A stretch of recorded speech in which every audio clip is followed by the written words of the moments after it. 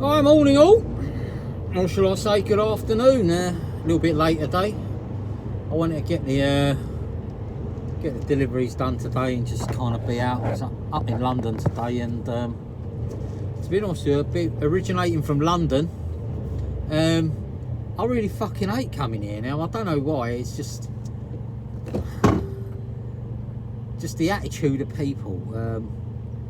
They look down at you like as if you're fucking nothing. So sorry about that. Basically, you know, I want to talk about certain things today. Not anything in particular, just having a bit of a whinge for the day. So I was just talking with one of my colleagues, and one of the guys, you know, he's supposed to be a trainer. And to be honest with you, he couldn't really train his way out of a fucking paper bag. If the governor was supposed to pay for my training, he definitely owes YouTube a lot of money. I've had to YouTube a lot because no one's really got a lot of time for me. But I've just kind of got on with it. You know, I just think to myself, it's not bloody rocket science. See some of these people, they dress it up like as if it's you know, trying to fire cruise missiles, but it's not. It's something simple. But that's not the point. It's not the point. When you go and work for someone, you're using heavy machinery. Too right, you should be shown properly. Reason being is, if God forbid it goes wrong, it'll go catastrophically wrong, and you really kind of need to know exactly what you're doing.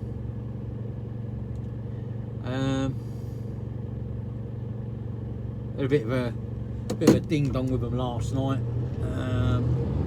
obviously because I don't really know the process of certain things. I'm still trying to learn and pick it all up. Fucking, I'll tell you what, mate, this take the 5th exit shit now is getting right on my nerves.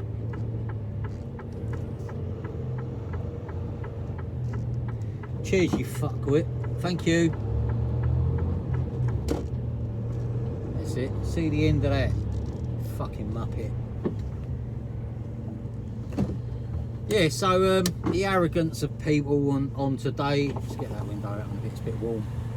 It's actually turned out quite nice today. The arrogance of people, they all seem to think that life is rolling around time. You know, their time is important, but you know, they won't think twice about making you wait twice as long. At the end of the day, everyone is just as important as each other, especially people that are supplying, delivering. You know, it's hard enough as it is. Anyway, you know, we're on the move now, so I'm feeling good about it. Pretty much done for the day, but got a few hours before I get back, so it'll be a nice drive back. Yeah, so ideally, when you start a firm, you know, being an ex-trainer for a company, I seem to think your staff will only turn out as good as you want them for as long as you can train them. If you've got no time for them and you can't train them, then they're only going to end up shite. But saying this as well on that, you make a rod, you'll make it for your own back. 6 months down the line, don't tell that member of staff that he's rubbish, he's slow, he's this, he's that, if you've not invested any time into him whatsoever. It doesn't even have to be with money. Do a bit of your experience, teach him what to do, and keep your complaints where the sun don't shine. Yeah, you find out a lot of companies, it's this kind of, how do I say, clan of backstabbing people. You know, they'll smile to your face and They'll call you all the names under the sun, probably because they ain't got no fucking balls to begin with. Quite frankly, I don't really care. They could just as well talk to my arse, because I don't really care. I go to work, I like to do my bit, and I like to come home. I don't really care how long it takes. It is what it is.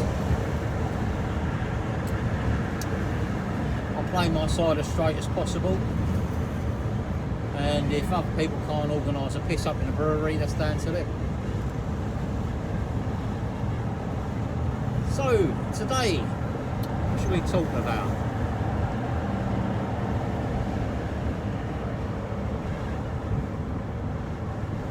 So we've done attitudes of people, not just in London.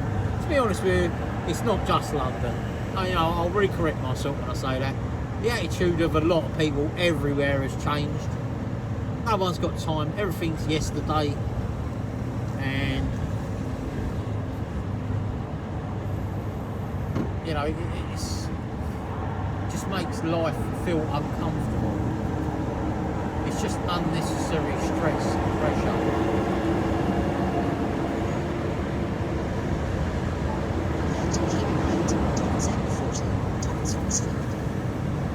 The speed limit is 40 miles per hour. Slow down.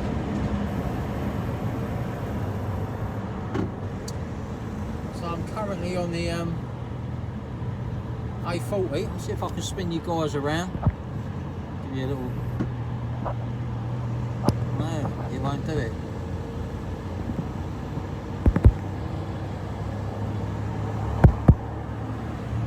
No, it won't do it. Or maybe I've got to work out how to do it.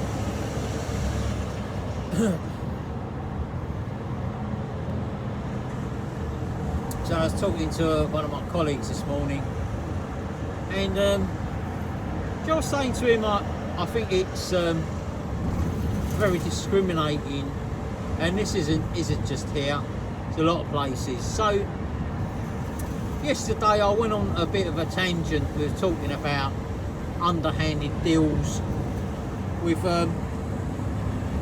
management and, you know, staff to sort your wages out and make sure you're on the right value of pay.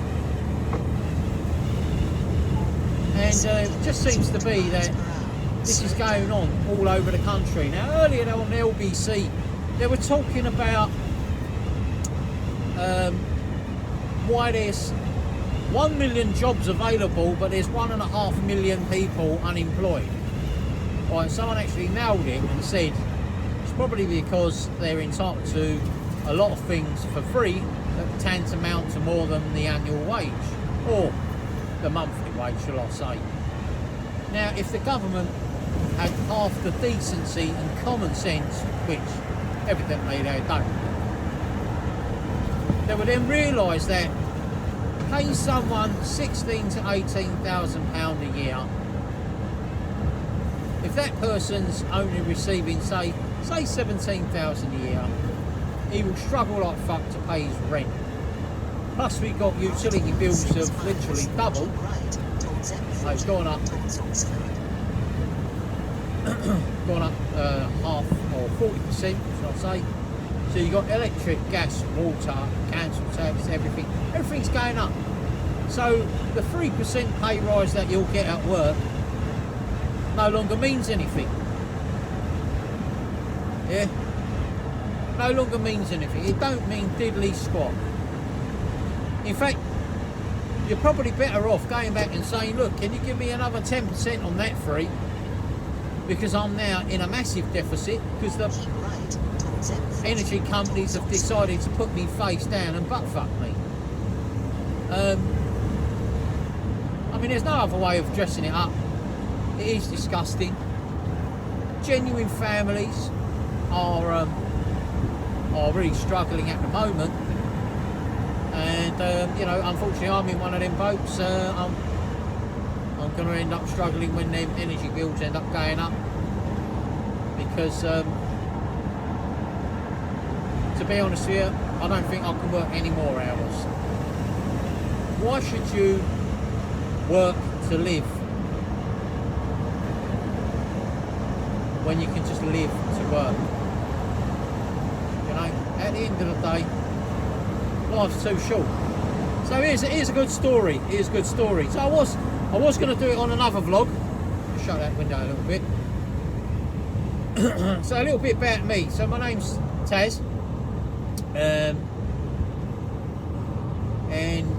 originate from London. Moved down to the south coast. Love it. You know, I had loads of people moaning about the area that I live in. To be honest with you, I thought it was alright. It was nice and tranquil. Kind of got on with it. Anyway, you know, I've been driving for quite a few years, various jobs. I started off, as everyone used to years ago, done a bit of cabbing.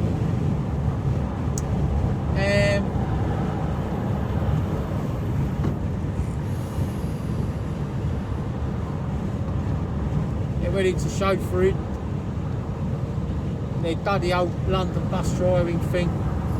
Weren't everyone's cup of tea. For a while I liked it. But again, it was one of them jobs you either like it or you don't. You don't just do it for the money. After about 4 years, to be honest with you, I actually fucking despised it. That was probably the point where I realised I really didn't like people. I needed to go back to the way I was when I was a courier. Just like to say hello, sign a print and go. So yeah, I really didn't like dealing with people. You was basically paid to be a steering wheel attendant and a fucking information storage centre, because you would be asked all these questions. Do you know how to get here? Do you know how to get there? And stupidly, someone actually in the office said to me once, "Why don't you carry a not sat nav? We didn't have it then. An A to Z with you, and you can look it up for them." I remember I just shook my head and walked off. No, I don't think so. Anyway, went into doing my HGVs, and I thought, you know what, whilst I'm doing my twos, I'll get the number ones out of the way with.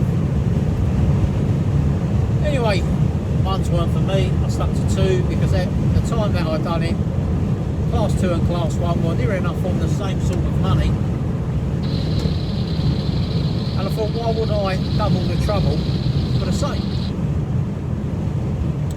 So anyway, took a job for a firm in Kent.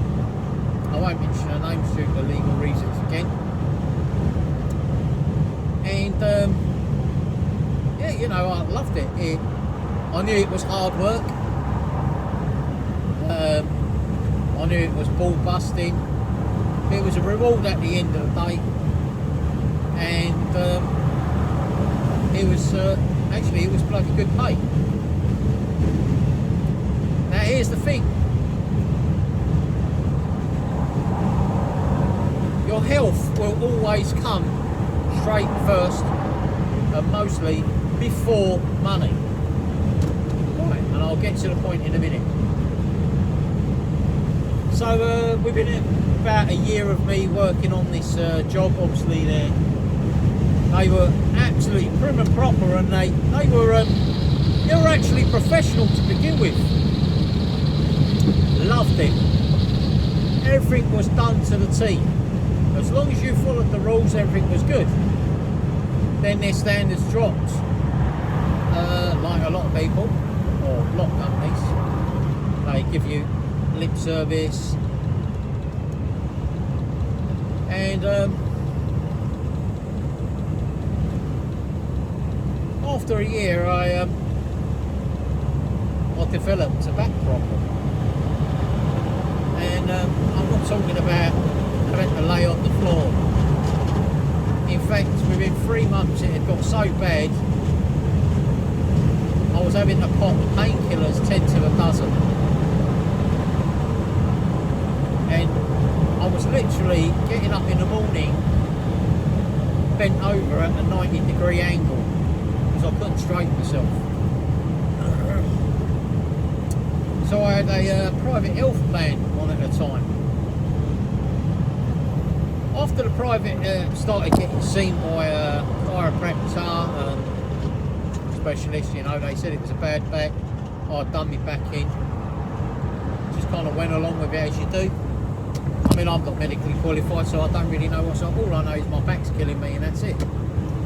And the pain that I was going through, I'll describe it. I mean, if you could imagine yourself being hitting the bottom of your pelvis, or the top of your pelvis, stroke spine joint, if that's a terminology,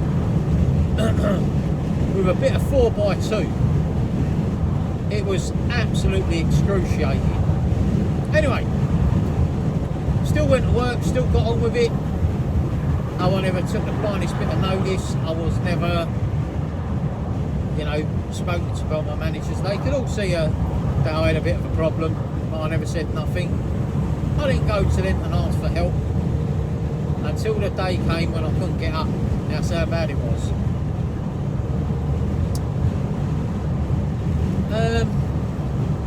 So I had a couple of weeks off, went back to work, you know, things started feeling a little bit better. And about a week after, I was on quite a big run. Maybe starting at 4:30 in the morning. So I thought, you know what, I'll take a leap before I go on my first drop, because my first drop was probably about 120 odd miles, so I'll nature course. I mean, when you get to that sort of age, you think you better do rather than you better don't. So as you kind of looking north, the south was doing its business, and it didn't feel right, but I dare not look down. All I can tell you, it felt like Heinz tomato soup. With that, a guy came into the toilet. Little did I know, he couldn't stand the sight of blood, and the bugger fainted near me. After looking at the urinal, I knew there was something wrong, and it probably wasn't a back problem. Anyway, because I had had so many days off of work, I had triggered a disciplinary. At that point, I really didn't care. My health was more important. So anyway, I ran myself to the hospital. Again, I had a long distance to go for travelling for work. So I drove myself back to the vicinity of my own area, took myself to the hospital, and just cutting it short, I was diagnosed with cancer of the bladder. As I was told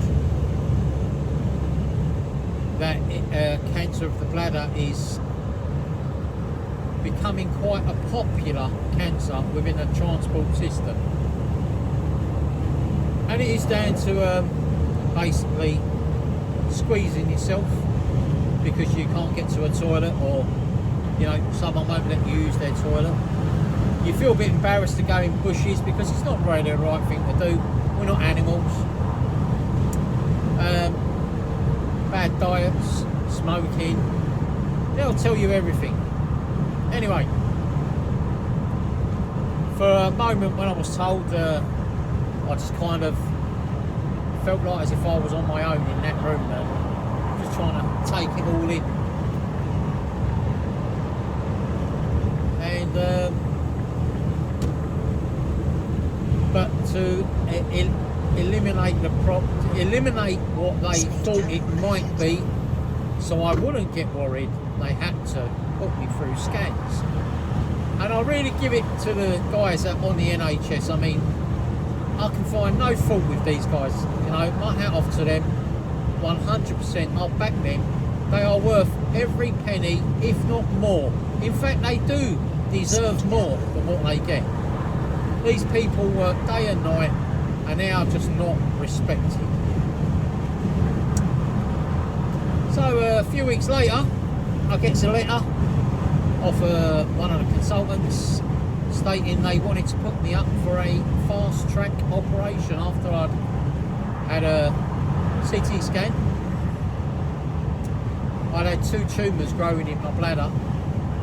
The blood that I unfortunately urinated was one of the tumours had blown. And they couldn't say, because the tumour was right on the wall, they didn't know whether it's inside or outside. Now, if it were outside, it could have caused a lot of complication. And luckily, touch wood, it wasn't, it was on the inside. So all biopsies, we had to have a biopsy and proved it was malignant. Anyway, just cut it even more short because it does get a little bit boring after I keep talking about it. So I had the operation, removed it, I was off work for 5 weeks and phoned up when my 5 weeks is up. Macmillan were a real good help. They said to me that they wanted me to go back to work on the time. They didn't want me to extend because it was good for morale. It was happiness, you know, kind of boosting your morale, makes you become a little bit healthier. So on that note, you know, I made a phone call, said to them, you know, I'm coming back to work. Okay, no problems, we've got to do a back to work interview and all that. Anyway, went back to work on the Monday or whatever it was, and they had actually got occupational health involved, and they had actually stated he needs to go on light duties. Now, being that the company had actually asked for occupational health to get involved, not me, the company asked for occupational health to get involved. They then turned around and told their occupational health, but we don't have any light duties. Now, at the time, there was a guy that had a bit of tennis elbow. There was a couple of other guys, and it's because it's such a driven job where it will literally break you in half within a couple of years you've been there.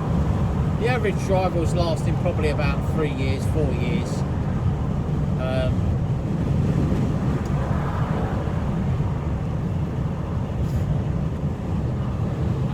So they, you know, on an argument, they put me on a van anyway. No, they gave me what they call light duties, but when I worked out the way bills at the end of the day, I was actually moving more goods with the van because it was 2 runs, 3 runs, 4 runs. I was actually moving more goods with the van than I was with my HGV lorry. You fucking work that out. And you know what, I mean, I look back and it kind of pretty much left me traumatised, but I learned to deal with it, and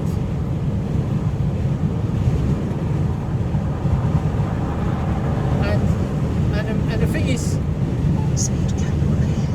I look back and I think, how can people be so nasty? Humanity has got to be, humans have got to be the nastiest species on earth. They treat each other like animals, but at least animals have got some sort of morality towards each other. No? So anyway, turns out, you know, I built myself up slowly. I just ignored it. I thought, you know, something's bound to come along. You know, I don't owe these people no loyalty because they're just being fucking nasty. And you know what? At the end of the day, like I said, there's no need for it.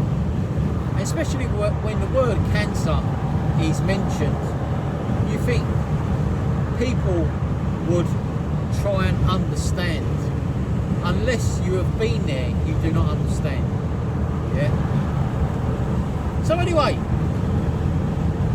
on my second week, and I'm getting into it slowly. You know, I'm still walking around quite tender underneath. Still moving all this shit around. Still battling through like an old warrior. Gets back to the office in the evening, and the fuckers give me a letter telling me because of all the time they had off, I had actually struck up a disciplinary. Now my ops manager knew, my depot manager knew, hell, the regional manager knew, the HR manager knew. They all knew what the predicament was and what the situation was. But yet, they allowed a manager to issue me with a disciplinary letter.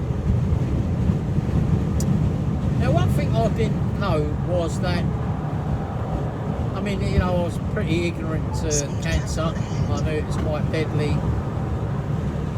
But one thing I didn't know, Macmillan actually told me, I was then classed as disabled.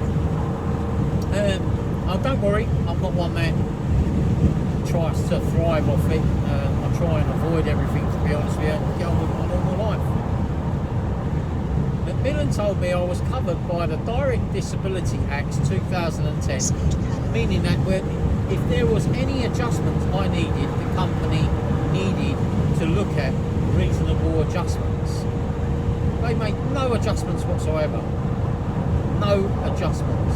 Anyway, a few weeks went past. We had a bit of altercation with the disciplinary. I approached higher management and gave them the letter and questioned about this disciplinary. I told them that they were being unreasonable, and if they had had an inkling of care about me, because really, I mean, a company does have a duty of care over you. For as long as you're working with them, they have an whole duty of care over you. So, yeah, nothing was really shown. People didn't really care. I was told, well, to be honest with you, and I will quote, I'll still remember a lot of these conversations. To be honest with you, if you can't do and work your normal duty, I'd rather you go home and get signed off again. Well, that makes a lot of fucking sense, doesn't it? You got someone willing to get back on the horse, and all you want to do is fuck them off home so they can sit there dwelling on problems rather than you support them. So I think by then, when I opened my mouth and stood up for myself, I think pretty much my card was marked. Like I said, I don't sugarcoat shit. I hate nasty people. I certainly hate bullies. So I handed my resignation in. Because I felt I had to leave the company, because no matter what I did, it was going sideways. Just before I left, they managed to put me back on the HGV and do what we used to call bulk jobs. Now these pallets were like 1.1 tonne each. 1 tonne, 900 kilos. Now if you've had an operation down south and you watch this, you'll know they can probably just about pick up anything up to 10 kilos. Can't really go up to more than that, unless you're a big bugger, but even so, it's an internal strain. These guys showed no remorse, and they put me out on a bulk delivery round. They didn't care. Throw him out there, there's no one else that wants to do it, and it's one less problem for us to worry about. Didn't really bother me. I was out of sight, out of mind. Now what came with it is they actually doubled my workload. So basically they would cram on pallets in a certain way on a lorry where they would actually get more than what they could, if you know what I mean. Pallets were condensed down, which means now they became heavier, they became taller, more unstable.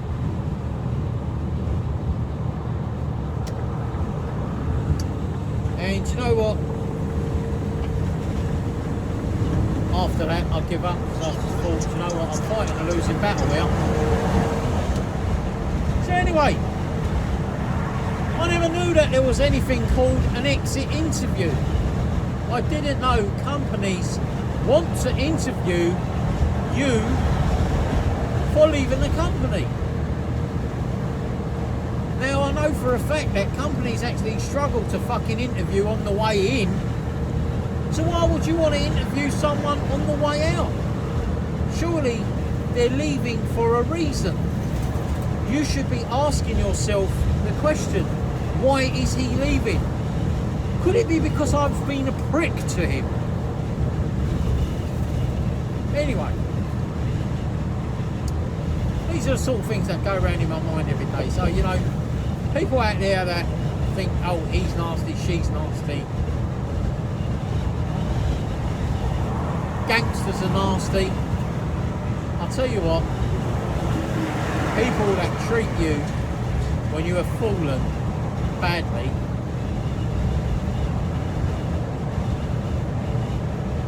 they are the ones that are nasty. There's no doubt about that. So, moving on from now onwards, you know, they phoned me, and in the end, I pretty much answered the phone and said, well, why do you want to meet with me? They said, well, we want to know why you're leaving. It's a company process. And my exact words were, well, you can fuck your company process. I'm leaving because I think you're a prick. And I think you've treated me like shit, and I don't want to work for you no more. And quite frankly, my health is more important. And it took until that point of resignation to realise that money can't buy health. Yeah? If you think for 1 minute something like this will never happen to you, I was like that. So, you know, just got to be very careful. Anyway, it was almost a kind of vicious circle from company to company. I was always honest with people, told them because I was going through treatment every once a month. So, you know, no doubt I had to tell people, look, certain days I'm going to request to have a day off because I need to go for chemo or go for checkups or whatever went with it. I would rather bow down to the NHS looking out for me rather than me bow down to a company. As far as I'm concerned, the company should have and had to really kind of look out for me. So the next company I went to, they were just dog shit. It was a local company. The more hours you've done, the less you got paid. Never kind of worked it out. If you paid the rent, you got a nice little easy one.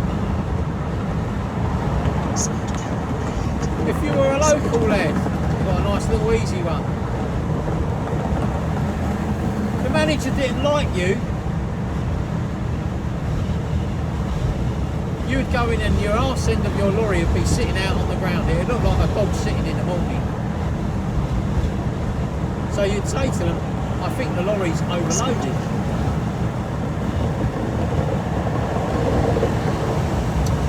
Then they'd come out and they'd have a look at you and they'd say, oh no, you're all right. All you got to do is pump the suspension up. yeah, right, off to the dock I go. That's coming off, that's coming off, that's coming off. Until I saw the rear end of the lorry lifting up.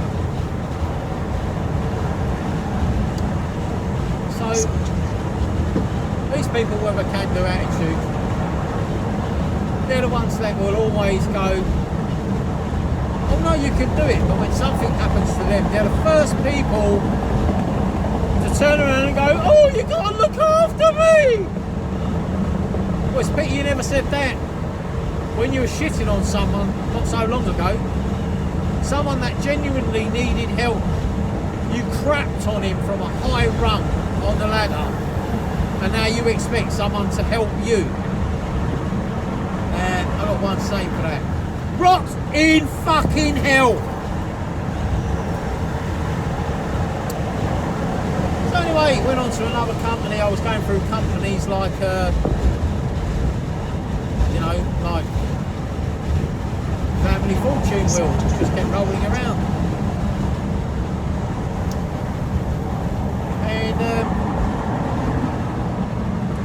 And I thought, do you know what?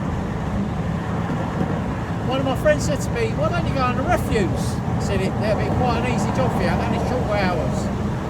So I thought, oh, it's a closed shop. He said, no, you get there. So I went and asked, hi, I am. Just walked in, said, hello mate, got any jobs? And the guy said to me, what are you looking for? I said, HGV. I went, okay. Then they, at the time, they appointed me to an agency, and to be honest with you, you know, I've got no problem with agency workers. I just hate agencies because I think agencies have stopped a lot of companies from paying a decent wage. If there wasn't agencies, then companies would have to pay a decent wage, and in return you get loyalty for a good pay and respect. So, you know, they're all on their little fiddles anyway, that's by the by. So, you know, I said, nah, fuck that, I don't do agencies, and I walked out. A couple of days later, I thought, you know what, I'll go and sign up with the agency. And the guy, as I got in, the guy said to me, oh, you came here the other day. He said, the boss wants to see you. So as a joke, I said, the boss? I said, I ain't done nothing wrong. You know, what's he want to see me? So it was all about the job. Anyway, cut that short, I was offered the job on the spot. Was given a chance, and you know, I kind of never looked back. Took me a little while to get used to it because I was always a lonesome person, always worked on my own, and I found it hard working with people because I always think if you're going to do something, you do it yourself and you satisfy yourself. When someone else does something and you don't like it, it's a bit of a wind-up. So anyway, you know, worked there for a couple of years, and then you know, we got 2P'd over to another company, took over, and I was asked by my manager at the time, she was a lovely lady, she said she thought I'd be a good trainer because I'm pretty, what do I say, pretty spot on when it comes to details. I just look into everything and I'm very detailed in what I do. Some people say anal. I just like to be good at what I do. I've always had a motto, when you do something, do it properly or don't do it at all.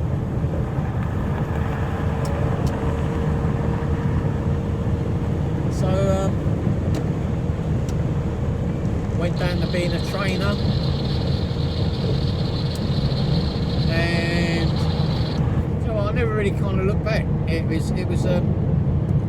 weren't a bad job, and in the end, where it became so busy, it was what I was pretty much heading for, was coming off the road. I've been on the road. This year's 25 years, and I don't get me wrong. I mean, I absolutely love being out on the road. I just love the freedom. I like people to leave me alone. I like just to do the job and not be bothered, or not get bothered by anybody. I just like a problem-free day. I don't even care how long the day is. You know, I just like to take my time because my rushing days are over. Anyway, I was pushed up in the last firm, and do you know what? It was a carrot in front of my face. We're going to give you this, we're going to give you that. They gave me nothing, and I was literally the only person at that depot. Well, I was the only person at that depot that could do what I was doing at the time. Now, I woke up one day and I got so stressed out. They had me doing like lates and earlies and lates and earlies, and in the end I just thought my body can't take this change no more. I hate it. I loved it to begin with, but near towards the end I was hating it because I thought, you know, your team is supposed to rotate their work. They should be doing their own work because I've got my own work to do, so why am I doing their work? Oh, fucking moron.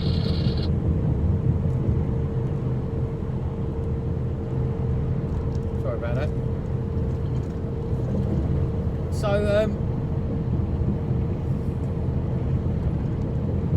you know, cut that short. After 5 years of being with them, you know, I never really had a problem. I always kind of got on with it. I just woke up one day and I just thought, do you know what, this is just a job again. As you get a little bit older, you think to yourself, do I really want to keep swapping and changing? But what I didn't realise is as time's gone on, you got a lot of lip serving, lying,